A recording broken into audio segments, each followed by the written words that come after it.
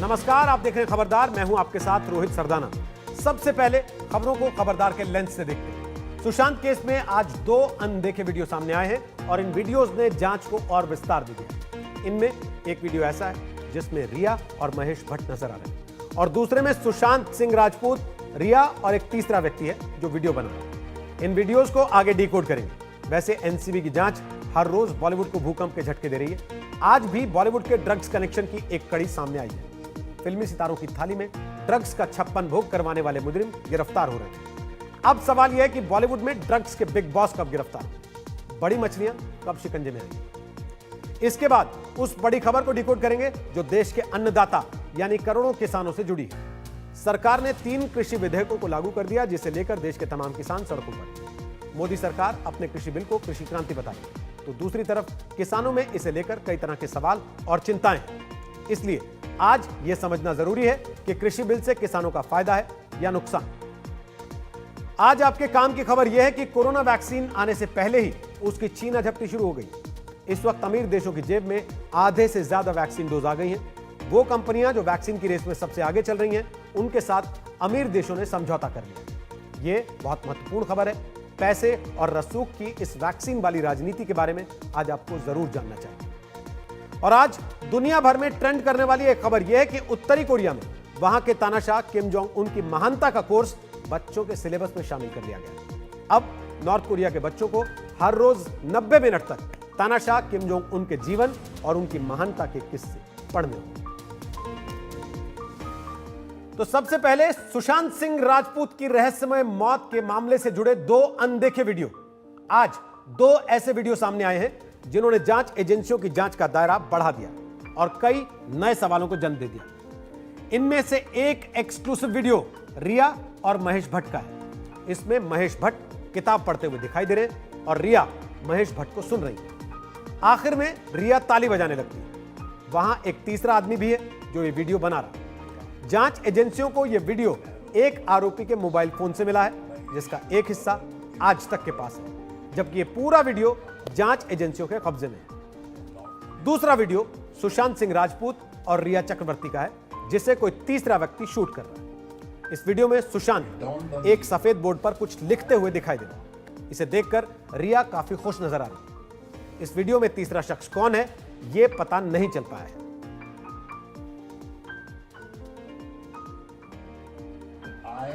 Part of the stream of life that changes continuously and relentlessly. The voice of my master erupted from within the very marrow of my bones. Mahesh will burn in this fire called UG and become a fire of his own and not an extension of this fire called UG. UG has lit the fire and left the room, and it has been burning since. I know I can live up to the words of my master who told me, don't let anything douse this fire or quench this thirst within you, Mahesh. Let it burn within you and char you to ashes. Even though my house was on fire, I was not going to run out of it. I would stay inside, pour more gasoline and turn it to dust.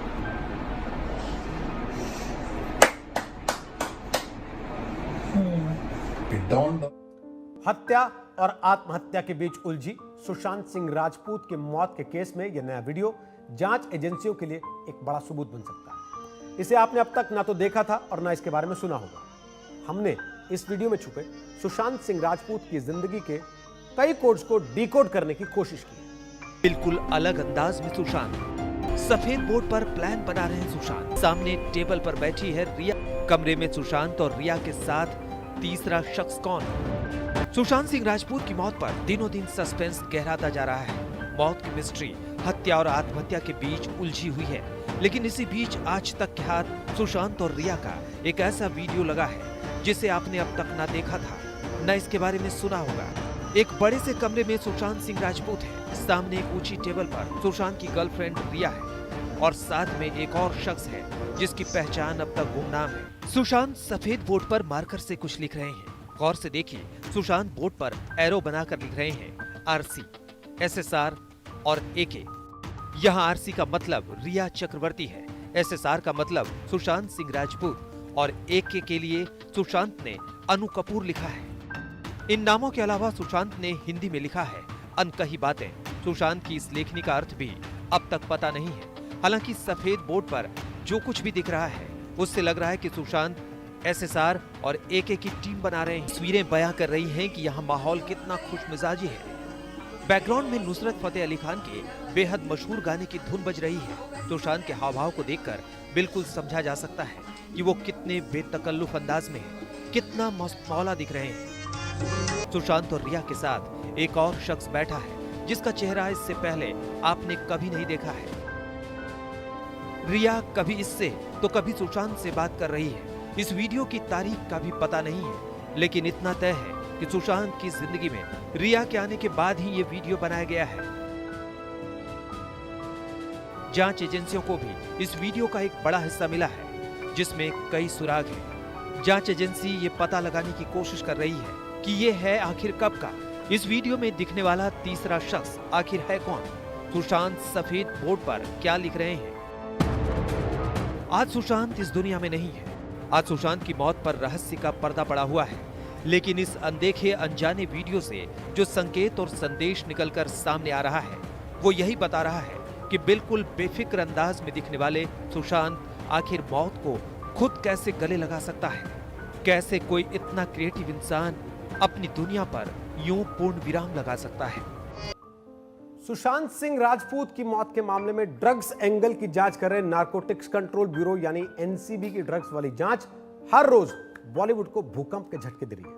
आज बॉलीवुड के drugs connection की एक और कड़ी सामने आई, जिसके बाद सवाल उठा है कि बॉलीवुड की ड्रग्स कंपनी का बिग बॉस कौन है। एनसीबी को जल्दी ही इस सवाल का जवाब मिल सकता है, क्योंकि अब एनसीबी के सामने बॉलीवुड की ड्रग्स मंडली की कुंडली खुलती जा रही है, जिसमें रिया चक्रवर्ती और उसके भाई शौविक की मुश्किलें बढ़ती जा रही है। एनसीबी ने आज एक ड्रग तस्कर राहिल विश्राम को गिरफ्तार किया है, जो बॉलीवुड की ड्रग्स कंपनी का मिडिलमैन है। राहिल ने एनसीबी के सामने अपने बॉस का नाम बता भी दिया है, जो बॉलीवुड के साथ साथ ड्रग्स की दुनिया का भी जाना माना नाम है। खुद एनसीबी ने भी माना है कि राहिल विश्राम की गिरफ्तारी के बाद अब बॉलीवुड में ड्रग्स वाली पूरी पिक्चर क्लियर हो सकती है और उसके सारे किरदार दुनिया भर के सामने। बॉलीवुड में ड्रग्स के पाताल लोक की परतें खोलने वाली हमारी इस रिपोर्ट में बॉलीवुड के ड्रग्स गैंग को परेशान कर देने वाले कुछ खुलासे। बॉलीवुड की ड्रग्स वाली थाली में छेद। नारकोटिक्स कंट्रोल ब्यूरो द्वारा चल रही तहकीकात में जिसमें शौविक चक्रवर्ती, रिया चक्रवर्ती अरेस्ट किए जा चुके हैं, अन्य कई लोग अरेस्ट किए जा चुके हैं। अब नारकोटिक्स कंट्रोल ब्यूरो ने एक बड़ा ब्रेक थ्रू पाया है। रिया एंड ब्रदर्स की ड्रग्स कंपनी पर रेड। कौन लोग हैं ये, इनका सुशांत किसी किस्म पर? हमारे केस में दे आर लिंक। जाल में फंसा बॉलीवुड की ड्रग कंपनी का मिडलमैन। जो विश्राम है वो डायरेक्ट लिंक है बॉलीवुड टाउन यानी बॉलीवुड सेलिब्रिटीज के बीच। बॉलीवुड की ड्रग कंपनी का बिग बॉस कौन? बहुत सारी चीज मिली है। सर कुछ बड़े नाम भी आए हैं उसमें। सुशांत की मौत के मामले में ड्रग कनेक्शन की जांच कर रही एनसीबी के हाथ अब रिया चक्रवर्ती का एक बड़ा राजदार आ चुका है। एनसीबी ने राहिल विश्राम नाम के एक हाई प्रोफाइल ड्रग पेडलर को गिरफ्तार किया है, जिसके पास से 4 करोड़ रुपयों की ड्रग्स और 4.5 लाख रुपए नकद भी जब्त किए गए। नारकोटिक्स कंट्रोल ब्यूरो द्वारा चल रही तहकीकात में जिसमें शौविक चक्रवर्ती, रिया चक्रवर्ती अरेस्ट किए जा चुके हैं, अन्य कई लोग अरेस्ट किए जा चुके हैं। अब नारकोटिक्स कंट्रोल ब्यूरो ने एक बड़ा ब्रेक थ्रू पाया है। कल वर्सोवा में एक रेड शुरू की गई जो अभी भी चल रही है। राहिल विश्राम नाम का एक व्यक्ति जो कि एक बहुत बड़ा ड्रग पेडलर माना जा रहा है, उसके पास से मनाला क्रीम नामक हाई क्वालिटी हशीश सीज की गई। करीब 1 किलोग्राम की यह हशीश 3 से 4 करोड़ रुपए की है और इसके बाद उससे तहकीकात की गई, राहिल से पूछताछ की गई, जिसमें यह पता चला कि वो एक व्यक्ति के लिए काम करता है जो फिल्म इंडस्ट्री से जुड़ा हुआ है और फिल्म इंडस्ट्री का एक बहुत बड़ा सप्लायर है। रिया एंड कंपनी की ड्रग सप्लाई चेन पर एनसीबी का शिकंजा जैसे जैसे कस रहा है, बॉलीवुड में ड्रग मंडली की कुंडली में खलबली मची हुई है, क्योंकि एनसीबी के सामने राहिल ने बॉलीवुड के ड्रग नेक्सस की पूरी कुंडली खोल कर रख दी है। सूत्रों के मुताबिक राहिल विश्राम के रिया चक्रवर्ती और शौविक से डायरेक्ट लिंक है। राहिल ही सुशांत केस से जुड़े ड्रग तस्करों का बिग बॉस है। राहिल ने कबूल किया कि वो बॉलीवुड में ड्रग सप्लाई के बड़े नेटवर्क का हिस्सा है। उसने एनसीबी के सामने अपने बॉस का नाम भी बताया है, जो एक बड़ी बॉलीवुड सेलिब्रिटी है। रिया चक्रवर्ती और सुशांत ड्रग्स कनेक्शन की जो जांच कर रही थी टीम, अब उसमें भी बॉलीवुड सेलिब्रिटीज के नाम आने लगे हैं। और जो राहिल विश्राम है, ये एक बड़ा मुंबई का ड्रग पैडलर है, खासकर सेलिब्रिटीज के बीच। क्योंकि आपको बताऊं, यहाँ पर ड्रग पैडलर कई हैं, बड़े बड़े माफिया ड्रग पैडलर, लेकिन बॉलीवुड में जिनके लिंक हो वो अलग ड्रग माफिया होते हैं, और राहिल विश्राम उसी की कड़ी। राहिल विश्राम की गिरफ्तारी अब बॉलीवुड की ड्रग मंडली को आराम से नहीं रहने, ड्रग वाली थाली में छेद करने में जुटी एनसीबी जिस तरह से बॉलीवुड से ड्रग्स का सफाया करने में जुटी है, ज्यादा दिन तक बड़ी मछलियां बच नहीं पाएंगी। रिया और शोविक चक्रवर्ती ने एनसीबी को कई बॉलीवुड कलाकारों के नाम बताए हैं जो ड्रग्स की खरीद फरोख्त में शामिल हैं। रिया ने उन बॉलीवुड पार्टियों के नाम भी दिए हैं जहां ड्रग्स ली जाती थी। एनसीबी ने इनके खिलाफ डोजियर भी तैयार कर लिया है। डोजियर में दर्ज बॉलीवुड की इन बड़ी मछलियों के खिलाफ एक्शन की तैयारी भी चल रही है। लेकिन इससे पहले एनसीबी उनके खिलाफ केस मजबूत करने में जुटी हुई है। अब तक रिया और शोविक के अलावा 18 से ज्यादा ड्रग तस्करों को गिरफ्तार किया जा चुका है और अभी भी ये कार्य प्रगति पर है। एनसीबी की टीम ने थाने के अलावा मुंबई के पवई और अंधेरी उपनगरों में छापेमारी करते हुए चरस और गांजे जैसे कुल 1418 किलोग्राम मादक पदार्थ बरामद किए हैं। 13 सितंबर को गिरफ्तार किए गए ड्रग पेडलर अंकुश अर्नेजा के बयान के आधार पर एनसीबी ने राहिल विश्राम के घर पर छापा मारा। राहिल विश्राम ने कबूल किया कि उसने ही अर्नेजा को चरस उपलब्ध करवाई थी। अर्नेजा के बयान के आधार पर एनसीबी ने एक अन्य ड्रग पेडलर रोहन तलवार को भी हिरासत में लिया है। रोहन तलवार से पूछताछ में एनसीबी को एक अन्य शख्स नोकथोंग के बारे में पता चला है, जिसके पास से 370 ग्राम गांजा बरामद हुआ। नोकथोंग ने अपने सहयोगी विशाल साल्वे के नाम का खुलासा किया, उसे भी पकड़ लिया गया। सभी को हिरासत में ले लिया गया है, लेकिन इन गिरफ्तारियों में सबसे बड़ी गिरफ्तारी राहिल विश्राम की ही है, जो बॉलीवुड की ड्रग मंडली का मिडलमैन है। जो विश्राम है वो डायरेक्ट लिंक है बॉलीवुड टाउन, यानी बॉलीवुड सेलिब्रिटीज के बीच एक इसका जो डायरेक्ट है वो लिंक है। बड़ी बात है, कल से आज तक 5 ड्रग पैडलरों को जो मुंबई नारकोटिक्स कंट्रोल ब्यूरो की टीम है उसने डिटेन किया है, जिसमें एक ड्रग पैडलर का नाम तलवार है। लेकिन जो बड़ी कड़ी माना जा रहा है वो माना जा रहा है राहिल विश्राम। राहिल विश्राम का बॉलीवुड में अच्छा खासा कनेक्शन है, बड़ा ड्रग पैडलर है। बहुत सारी चीज मिली है सर, कुछ बड़े नाम भी आए हैं उसमें। आई एम नॉट सपोज, वो मैं नहीं बोल सकता। जैसे जैसे एनसीबी की जांच आगे बढ़ रही है, वैसे वैसे रिया और शोविक की रिहाई की आस तो धुंधली पड़ती ही जा रही है। बॉलीवुड में ड्रग माफिया की धड़कनें भी जरूर तेज हो रही होंगी, क्योंकि एनसीबी अब बॉलीवुड की ड्रग मंडली की पूरी कुंडली निकालने के बेहद करीब पहुंच चुकी है। एनसीबी की कार्रवाई जैसे जैसे आगे बढ़ रही है, वैसे वैसे बॉलीवुड और ड्रग्स माफिया के कनेक्शन खुलते जा रहे हैं। आज तक के पास ये पुख्ता जानकारी है कि एनसीबी के पास एक लिस्ट है जिसमें बॉलीवुड की बहुत सी बड़ी हस्तियों के नाम है जो या तो ड्रग्स का सेवन खुद करते हैं या ड्रग्स सप्लाई में शामिल हैं। लेकिन मामला हाई प्रोफाइल होने की वजह से एनसीबी बिना पुख्ता सबूतों के इन बड़ी हस्तियों पे हाथ नहीं डाल रही है। लेकिन जिस तरीके से एनसीबी ताबड़तोड़ एक्शन ले रही है, उससे तो यही लग रहा है कि बॉलीवुड के ड्रग्स मंडली के बड़े मगरमच्छों का नाम खुलने में ज्यादा वक्त नहीं बचा है। कैमरा पर्सन किरण सपकाल और अरविंद ओझा के साथ दिवेश सिंह, मुंबई आज तक। एनसीबी को मिली कामयाबी इसलिए भी अहम है क्योंकि इस केस ने बॉलीवुड और ड्रग्स के कनेक्शन को भी सामने ला रखा है, जिसके बारे में लोग जानते तो थे लेकिन बात कोई नहीं करता था। लेकिन अब हर कोई बॉलीवुड में ड्रग्स की सच्चाई के बारे में बोल रहा, और कंगना रनौत ने तो इसके खिलाफ हल्ला ही बोल दिया। ये बात बॉलीवुड के कई नामचीन लोगों को हजम नहीं हो रही, और कंगना भी अपने खिलाफ उठने वाली हर आवाज का अपने स्टाइल में जवाब दे रही है। जैसे ही मैं घर से भागी, 1.5-2 साल में मैं एक फिल्म स्टार थी, एक ड्रग एडिक्ट थी। मेरी ज़िंदगी में इतने सारे कांड चल रहे थे कि मैं ऐसे लोगों के हाथों में लग चुकी थी कि जहाँ से मुझे शायद मौत ही निकाल सकती थी। ये सब इतना सब डेंजर हो चुका था मेरी लाइफ में जब मैं टीनेजर ही थी अभी। तो सोच लो। इसे कहते हैं ईमानदारी की पराकाष्ठा, जो कंगना रनौत में, वरना कौन बताता है कि वो कभी ड्रग्स एडिक्ट थी। जैसे ही मैं घर से भागी, 1.5-2 साल में मैं एक फिल्म स्टार थी, एक ड्रग एडिक्ट थी। मेरी ज़िंदगी में इतने सारे कांड चल रहे थे कि मैं ऐसे लोगों के हाथों में लग चुकी थी कि जहाँ से मुझे शायद मौत ही निकाल सकती थी। ये सब इतना सब डेंजर हो चुका था मेरी लाइफ में जब मैं टीनेजर ही थी अभी। सोच लो मैं कितनी खतरनाक हूँ। कंगना ने पहले ही भरपूर ईमानदारी से अपना गुनाह कबूल कर लिया था। अब वो चाहती हैं कि दूसरे भी ऐसा करें। इसके लिए कंगना ने बाकायदा नाम लेकर चैलेंज दिया है। मैं रणवीर सिंह, रणवीर कपूर, अयान मुखर्जी और विकी कौशल से अपना ब्लड सैंपल देने की गुजारिश करती हूँ। अफवाह है कि ये लोग कोकीन लेते हैं। ये युवा सितारे लाखों युवाओं को प्रेरित कर सकते हैं अगर उनका सैंपल क्लीन आता। अब हर किसी में कंगना जितनी हिम्मत थोड़ी होती है कि वो अपने भी ड्रग एडिक्ट होने की बात मान ले और खुलासा करे कि बॉलीवुड में कौन सा ड्रग्स सबसे पॉपुलर है। फिल्म इंडस्ट्री में सबसे ज्यादा पॉपुलर ड्रग्स कोकीन है। इसे करीब करीब सारे हाउस पार्टी में इस्तेमाल किया जाता है।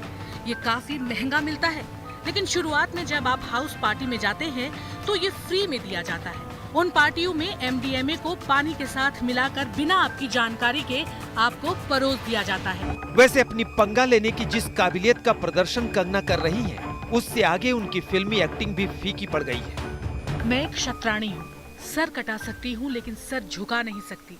राष्ट्र के सम्मान के लिए हमेशा आवाज बुलंद करती रहूंगी। मान सम्मान स्वाभिमान के साथ जी हूँ और गर्व से राष्ट्रवादी बनकर जीती रहूंगी।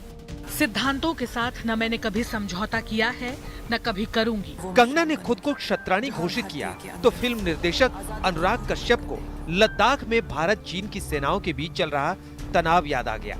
उन्हें लगा कि शतरानी कंगना की सबसे ज्यादा जरूरत तो इस वक्त LAC पर है। बस एक तू ही है बहन इकलौती मणिकर्णिका। तू ना 4-5 को ले जाके चढ़ जा चीन पे, देखो कितना अंदर तक घुसा है। दिखा दो उनको भी कि जब तक तू है इस देश का कोई बाल भी बाका नहीं कर सकता। तेरे घर से एक दिन का सफर है बस LAC का। जा शेरनी, जय हिंद। अनुराग कश्यप के ये शब्द कंगना के शतरानी हृदय पर तीर की तरह चुभ अनुराग कश्यप के ये शब्द कंगना के शतरानी हृदय पर तीर की तरह चुभ गए। लेकिन पता नहीं क्यों कंगना ने अनुराग कश्यप का जवाब देते देते ऐलान कर दिया कि उन्होंने तो शतरानी शब्द एक जुमले के तौर पर किया था। ठीक है, मैं बॉर्डर पे जाती हूँ, आप अगले ओलंपिक्स में चले जाना। देश को गोल्ड मेडल्स चाहिए। हा हा हा। ये सब कोई B ग्रेड फिल्म नहीं है जहाँ कलाकार कुछ भी बन जाता है। आप तो मेटाफर्स को लिटरली लेने लगे। इतने मंदबुद्धि कब से हो गए? जब हमारी दोस्ती थी तब तो काफी चतुर थे। अब लोग कह रहे हैं कि शतरानी होने का ऐलान करने वाली कंगना ने खुद को शतरानी साबित करने का मौका खो दिया।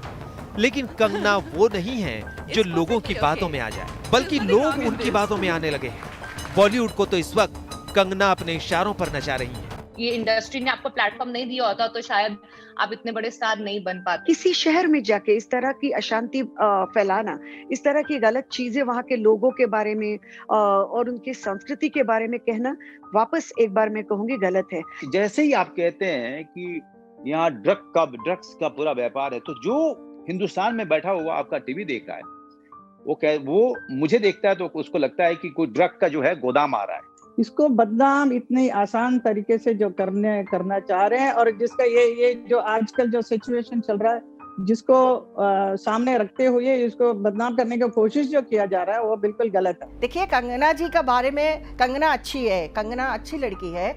The way she presents herself थोड़ा एग्रेसिव लगता है। जिनके ऊपर हथौड़ा चलता है उन्हीं को दर्द लगता है। ये जो हमारी कंगना ने जितना बोला उसमें से कुछ हद तक सही है। मेरा सवाल यही है कि आप मुझे बता दो कि क्या वजह है, पॉलिटिकल क्यों कनेक्शन हम निकाल रहे हैं? कहाँ किसकी कौन सी थाली, कौन सी जिम्मेदारी की एक जमींदार वाला शब्द लगा कि कोई जमींदार बोल रहा है कि थाली में खाए और छेद किए। कहाँ किसने हमको एक रोटी नहीं खिलाई। अगर ये बॉलीवुड के ग्रे एरियाज सामने आए हैं, जो सप्लायर्स है NCB उस पर देख रही है, टिप्पणी करने की जरूरत नहीं है, वो क्रिमिनली प्रोसिक्यूटेड होंगे। मतलब पूरा बॉलीवुड सिर्फ कंगना की बातें कर रहा है, फिर चाहे कंगना का विरोध हो या समर्थन, लेकिन कंगना का पूरा फोकस बॉलीवुड की उस गंदगी को साफ करने पर है जिसमें कभी वो खुद भी गिरी थी। कंगना के ट्वीट्स चीख कर कह रहे हैं कि बॉलीवुड में ड्रग्स माफिया की पोल खोलने में वो NCB की कितनी बड़ी मददगार साबित हो सकती है। अगर नारकोटिक्स कंट्रोल ब्यूरो बॉलीवुड में प्रवेश कर जाए तो कई A-लिस्टर कलाकार सलाखों के पीछे चले जाएंगे। अगर ब्लड टेस्ट कराए जाएं तो कई चौंकाने वाले खुलासे होंगे। उम्मीद करती हूँ कि PMO इंडिया स्वच्छ भारत मिशन के अंतर्गत गटर यानी बॉलीवुड को साफ करेगी। कंगना की बातें और इरादे देखकर तो लोग हैरान हैं कि आखिर उन्हें इतना कॉन्फिडेंस आता कहां से है। लेकिन कहीं से भी आता हो, अगर बॉलीवुड में किसी का जलवा है तो वो कंगना का है। और इस वक्त खबरदार में हमारे साथ लाइव आ गए हैं बॉलीवुड के जाने माने अभिनेता रणवीर शौरी। स्वागत है रणवीर आपका, उम्मीद है आप मुझे ठीक से सुन पा रहे हैं। जी Rohit, thank you very much for having me. Ranveer, आपने लिखा the ones who come out defending the muck in Bollywood are either the gatekeepers और the ones sucking up to them. क्यों लगता है आपको ऐसा, जो ये कह रहा है कि भाई बॉलीवुड को बदनाम कर रहे हैं, वो या तो उसका हिस्सा है या फिर उसे छुपाना चाहता है? नहीं, मेरा कहने का क्लियरली ये मतलब नहीं था। मेरा मतलब था कि जब भी बॉलीवुड में कोई भी बात करता है, जो अनफेयर प्रैक्टिसेस हैं या गलत चीजें जो बॉलीवुड के बारे में जब बात करो, तो ये एक ग्रुप है जो बाहर आ जाता है, अपने आप को पोजीशन करता है एज वॉइस ऑफ बॉलीवुड, और हमेशा ये दिखाने की कोशिश करता है कि ऐसा कुछ नहीं है, सब कुछ बहुत बढ़िया है बॉलीवुड में और बहुत सब ठीक ठाक है और बहुत अच्छी जगह है।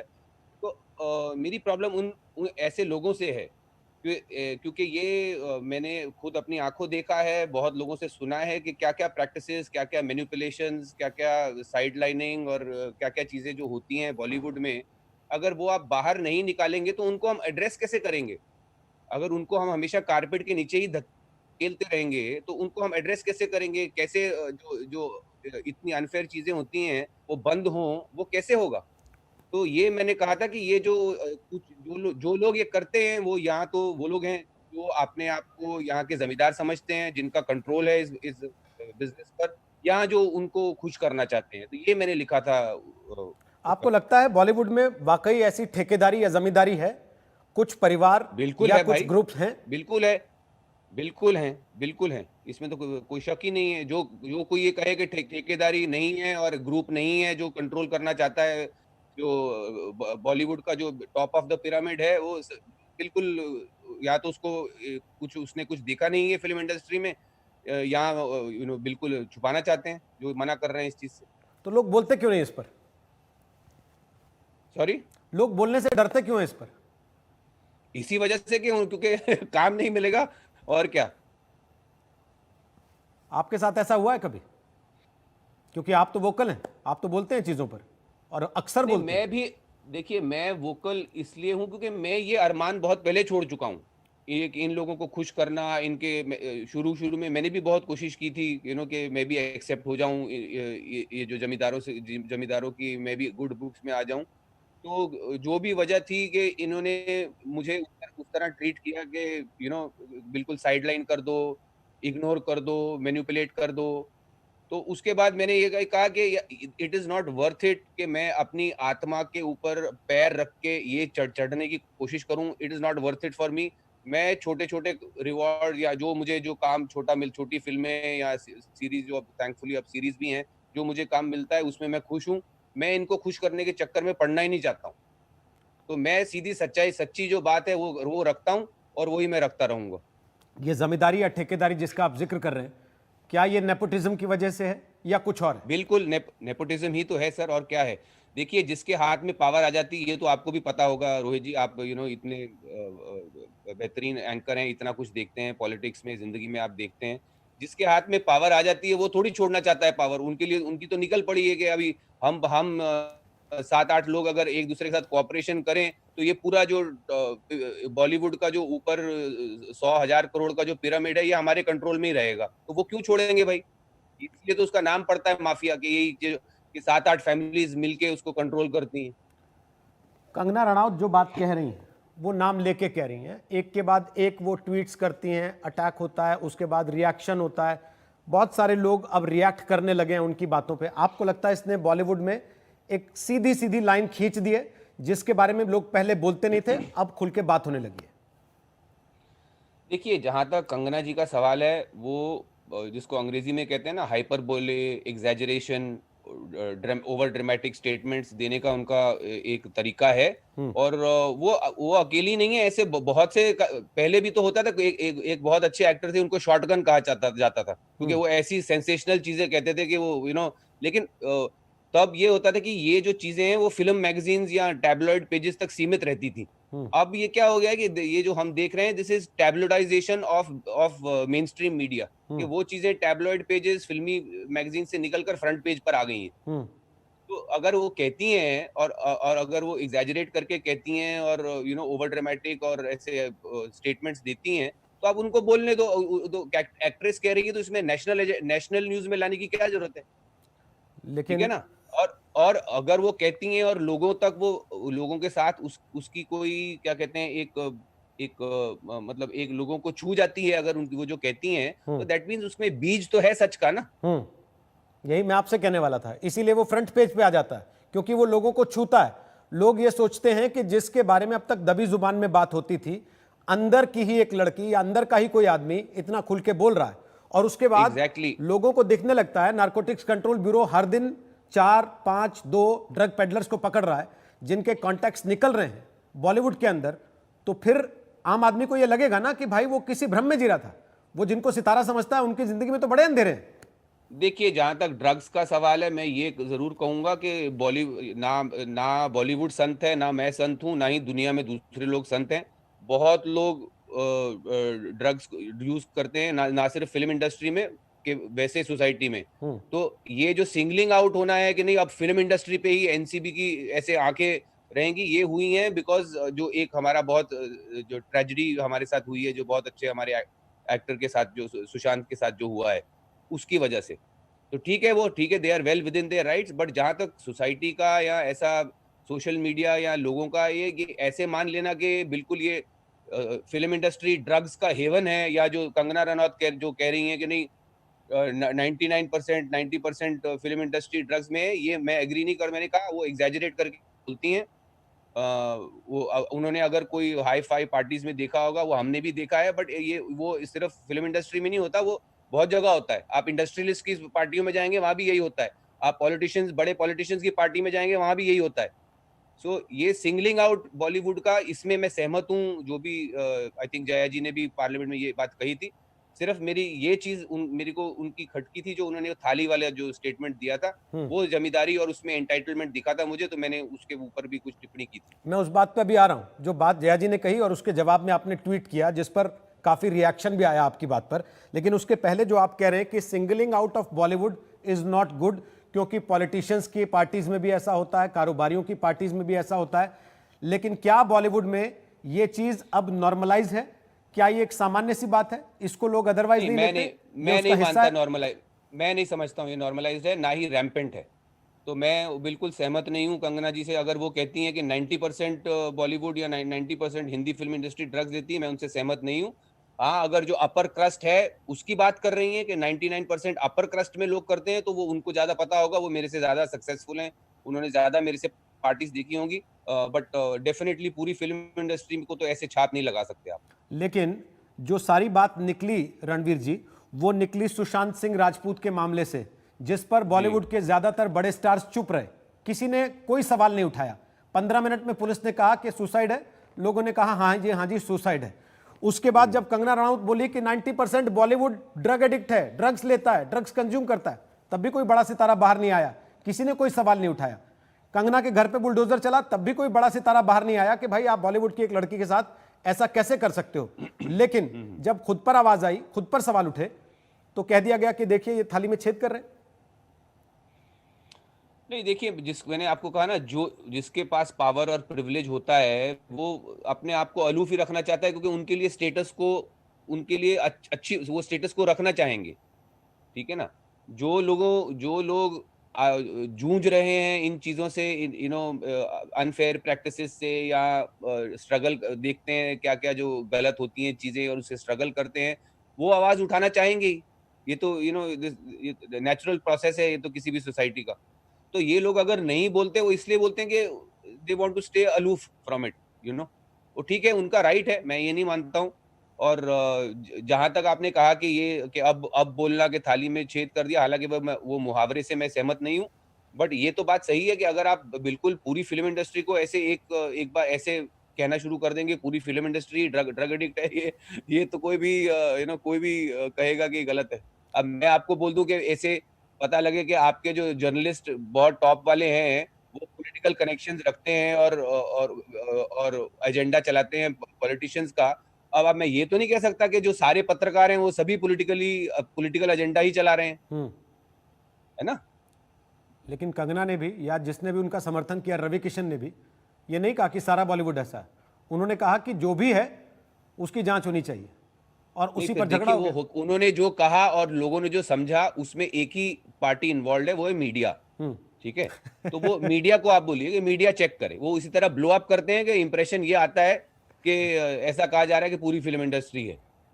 नहीं, हमें भी पार्टी बना दिया आपने। ऐसे तो मैं आज आपसे बात कर रहा हूं सर, ऐसा नहीं, और आप यहाँ बैठे हैं। लोग कल को ये कह देंगे कि रणवीर शौरी कंगना की पार्टी में है या कंगना की टीम में है, फिर आप हैं टीम में। हर गलत चीज जो देश में है या सोसाइटी में है उसमें मीडिया का बराबर हाथ होता है सर। अच्छी चीज में नहीं होता। आपको अच्छी चीज में भी होता है लेकिन बुरी चीज में भी होता है, ये भी मैं कह रहा हूं आपसे। तो ये आप नहीं ऐसे मक्खन में से बाल की तरह नहीं निकल सकते आप। पर ये बात तो बॉलीवुड पे भी लागू होती है ना, और इसीलिए ये सवाल उठ रहा है कि भाई अगर ड्रग एडिक्शन है और वो लोग जो रोल मॉडल्स हैं इस देश के बहुत सारे यूथ के, वो अगर इस तरह की चीजों में इन्वॉल्व हैं तो उस पर लगाम लगनी चाहिए। बिल्कुल लगनी चाहिए सर, बिल्कुल। लेकिन ये भी उसी वक्त ये भी बात सही है कि आप ये ऐसे एक जैसे कहा जाए कि एक ही ब्रश से आप सबको नहीं कह सकते कि बॉलीवुड में सभी ड्रग एडिक्ट हैं। जो है प्लीज उसका करिए इलाज। वो एनसीबी प्रॉपर डिपार्टमेंट है, इसकी इन्वेस्टिगेशन करिए, लेकिन साथ में मीडिया को थोड़ा संतुलन रखना चाहिए कि ये स्पेसिफाई करना चाहिए कि रवि किशन जी ने या कंगना जी ने कहा है कि जो टॉप है बॉलीवुड का, जो क्रस्ट है, उसके 90% लोग, ना कि बॉलीवुड के 90% लोग। ये मैंने आपको कहा ना, जो वो कह रहे हैं और लोगों की समझ में जो आ रहा है उसमें सिर्फ मीडिया को ही थोड़ा दिखाना पड़ेगा कंट्रोल।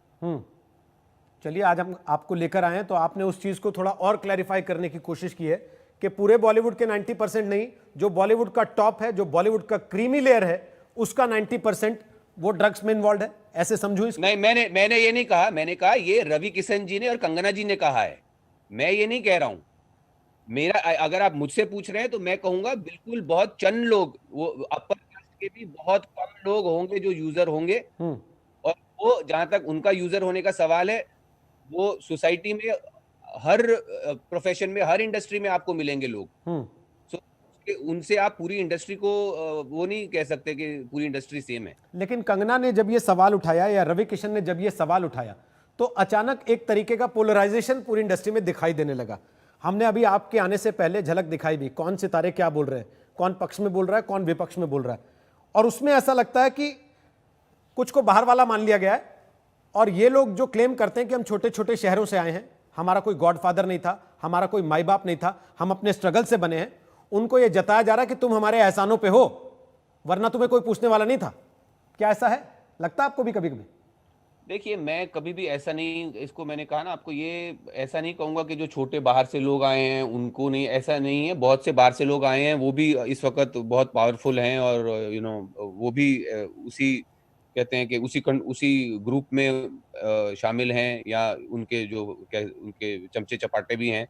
तो प्रॉब्लम क्या ये नहीं है, प्रॉब्लम ये है, प्रॉब्लम बाहर से आना और अंदर का होने का नहीं है। प्रॉब्लम है कि जो पावर और प्रिविलेज कुछ लोगों के हाथ में है, वो कंट्रोल करना चाहते हैं उस चीज को, उस पावर को, उस प्रिविलेज को, और जब वो ठप्पा लगाएंगे तो ही आपको एक नहीं तो आप एक ग्लास सीलिंग आपको हिट करेंगे, तो उसके ऊपर आप नहीं आ पाएंगे।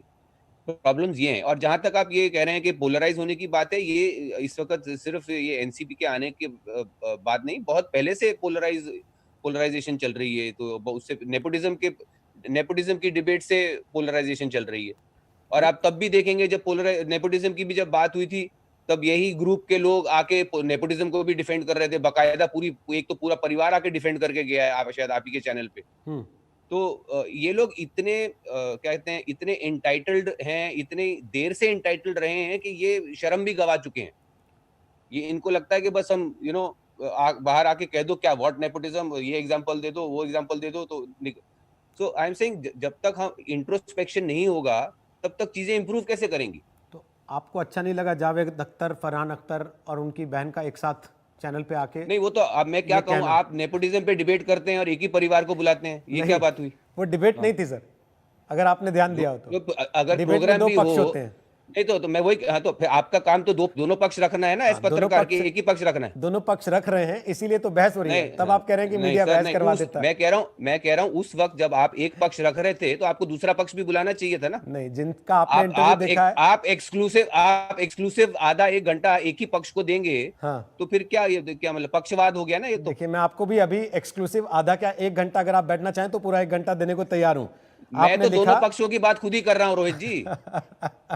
आपने लिखा, रणवीर शौरी, थालियां सजाते हैं ये अपने बच्चों के लिए, हम जैसों को फेंके जाते हैं सिर्फ टुकड़े, अपना टिफिन खुद पैक करके हम काम पर जाते हैं, किसी ने कुछ दिया नहीं है, जो है वो है, जो ये लोग हमसे ले नहीं सके, इनका बस चलता तो वो भी अपने ही बच्चों को दे देते। क्या अनुभव है आपका जिसने आपको फोर्स किया ये लिखने पर?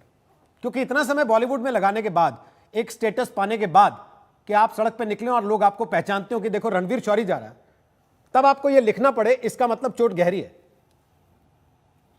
नहीं, चोट गहरी बिल्कुल है सर। जब आपको इतनी लोगों से तीखी बातें सुननी पड़ती हैं, आपको एक साइड पे आपको कहा जाता है कि आपका टैलेंट ऐसा है या आपकी काबिलियत ऐसी है कि आपको कहीं ज्यादा काम मिलना चाहिए, और दूसरी तरफ आपको वो काम अपॉर्चुनिटीज आपको नहीं मिलती, लेकिन जो नेपोटिज्म के बेनिफिशियरीज हैं उनको मिल जाती हैं, और ये आप सालों तक देखेंगे तो आपको चोट तो गहरी लगेगी भाई।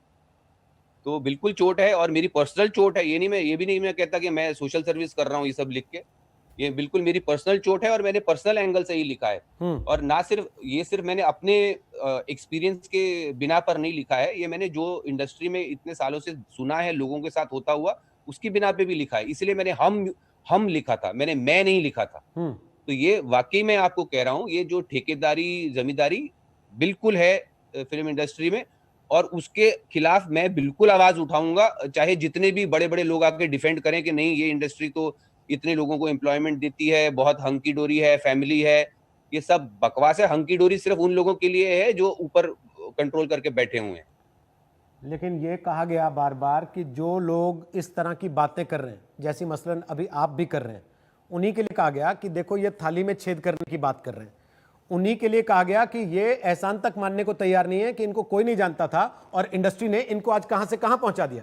कंगना को भी यही बात कही गई कि ये जरा सा भी इनको इंडस्ट्री के प्रति सम्मान नहीं है कि जिस इंडस्ट्री ने इनको वो मकाम दे दिया उसके लिए ऐसा बोल रहे हैं।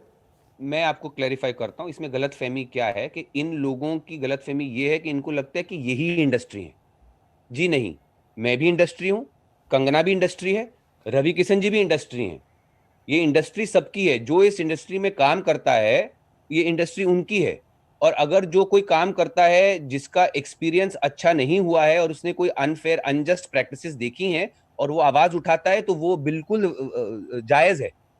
और जो लोग ऊपर बैठ के ये इंप्रेशन देना चाहते हैं कि नहीं, वो क्यों करना चाहते हैं? क्योंकि उनको पता है कि ऊपर वो बैठे हैं कि उनके ऊपर उंगली उठेगी, क्योंकि वो लोग करते हैं और क्योंकि वो करते भी हैं, इसीलिए वो इसीलिए गिल्टी होकर डिफेंस पे आते हैं। वो अगर वो ये माने कि ये इंडस्ट्री सभी की है, सिर्फ उनकी नहीं है, और अगर कोई कह रहा है कि इंडस्ट्री में ये गलत होता है, तो तुमको क्या प्रॉब्लम है भाई? तुम क्या कहना चाहते हो कि इंडस्ट्री में कोई गलत नहीं है, कोई अनफेयर प्रैक्टिस नहीं है, कोई मैनिपुलेशन नहीं है, कोई साइड लाइनिंग नहीं है, कोई मलाइनिंग नहीं है? What are you trying to say? बहुत हंकी डोरी सब फर्स्ट क्लास चलता है बिल्कुल। किसको उल्लू बना रहे हैं भाई? हम लोग 20-20 साल ये इंडस्ट्री में धक्के खाए हैं, हमको नहीं पता क्या होता है यहाँ पे। अध्ययन सुमन के एक इंटरव्यू के आधार पर महाराष्ट्र की सरकार ने कहा मुंबई पुलिस से कंगना के ड्रग कनेक्शन की जांच कराएंगे। शिरोमणि अकाली दल के एक एमएलए ने करण जौहर की एक पार्टी का एक वीडियो जो सोशल मीडिया पर अवेलेबल था उसको लेके एनसीबी को शिकायत की कि इसमें जितने स्टार्स दिख रहे हैं इन सब की भी जांच होनी चाहिए, क्योंकि मेरे हिसाब से ये सब के सब ड्रग्स लेते हुए दिखाई दे रहे हैं। आपको लगता है कि महाराष्ट्र सरकार अनफेयर है, महाराष्ट्र पुलिस अनफेयर है कंगना के प्रति, अगर वो कंगना की जांच करते हैं और इनकी नहीं करते जो करण जौहर के वीडियो में दिख रहे हैं? देखिए, जांच करना हर एजेंसी का ना सिर्फ हक है, जिम्मेदारी है, और बाकायदा प्लीज जांच करें जिसकी उनको लगता है कि जांच होनी चाहिए। बाकायदा प्लीज करिए जांच, इसमें क्या है? जो सबसे बड़ी आपकी विसल ब्लोअर हैं इस वक्त कंगना जी, वो तो खुद कह चुकी हैं वो ड्रग्स यूज कर चुकी हैं, तो फिर अब क्या रह गया? और अगर किसी को लगता है कि किसी पार्टी में उनको कोई फुटेज, ऐसे ही कोई वीडियो में उनको लग रहा है कि ड्रग्स हो रहे हैं, तो बाकायदा वो तो पब्लिक है वीडियो, वो तो वीडियो पब्लिक डोमेन में है, जिसने बनाया है उसने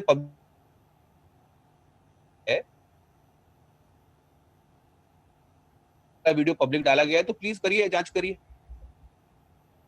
बहुत बहुत शुक्रिया रणवीर शौरी, आज तक पर आने के लिए, बेबाकी से अपनी Thank you, बात रोहित। रखने के लिए धन्यवाद। Thank you. तो रणवीर शौरी फिल्म अभिनेता, वो कह रहे थे कि जो बात लिखी वो अनुभव के आधार पर लिखी, और केवल अपने नहीं, अपने साथ बहुत सारे लोगों के साथ ऐसा होते हुए देखा, तब उन्हें मजबूरन ये बात लिखनी पड़ी। और हाँ, बॉलीवुड में एक लकीर खींची हुई है। एक छोटा सा ब्रेक ले रहे हैं, लेकिन देश दुनिया की खबरों के लिए आप देख रहिएगा आज तक। नमस्कार, मैं हूं अंजना ओम कश्यप। हमें उम्मीद है ये वीडियो आपको पसंद आया होगा। लेटेस्ट खबरों के लिए यूं ही देखते रहिए आज तक, और इस वीडियो के पसंद आने पर लाइक, शेयर एंड सब्सक्राइब करना ना भूलें।